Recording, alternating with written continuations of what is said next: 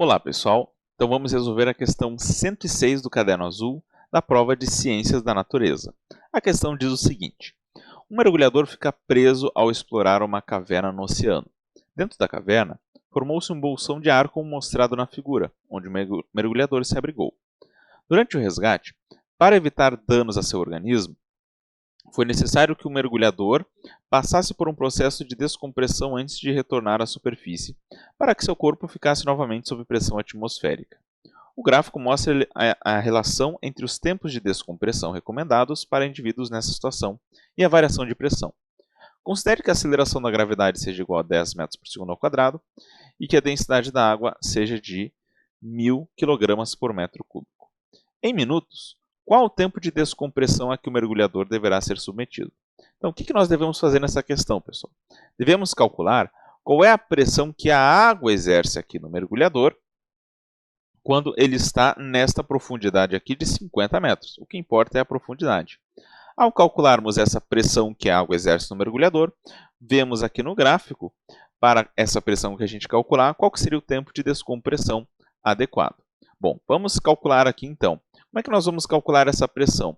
Vamos usar o Teorema de Stevens, que diz que a pressão que uma coluna de líquido exerce em um indivíduo é igual à massa específica ou densidade do líquido vezes a aceleração da gravidade vezes a profundidade, certo?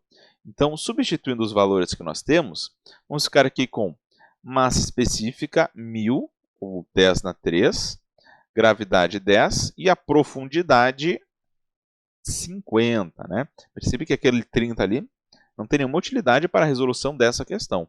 Então, a pressão a que o mergulhador vai estar submetido quando está a 50 metros de profundidade na água, vai ficar, então, 5 vezes 10 na 1, 2, 3, 4, 5. 5 vezes 10 na 5 e a unidade de pressão é o pascal. Aí nós percebemos que aqui no gráfico a unidade de pressão está em quilopascal, onde quilo é 10 na 3. Então, colocando ali em quilopascal, a gente pode dizer que isso aqui é 500 quilopascal, certo?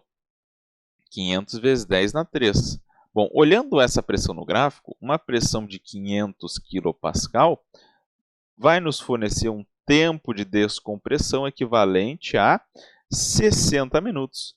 Então, ele vai precisar de 60 minutos de tempo de descompressão, o que acaba resultando aqui como a letra C para o gabarito de descompressão. Então, era calcular a pressão pelo teorema de Stevens e ver quanto tempo dá isso no gráfico. Gabarito dessa questão, letra C.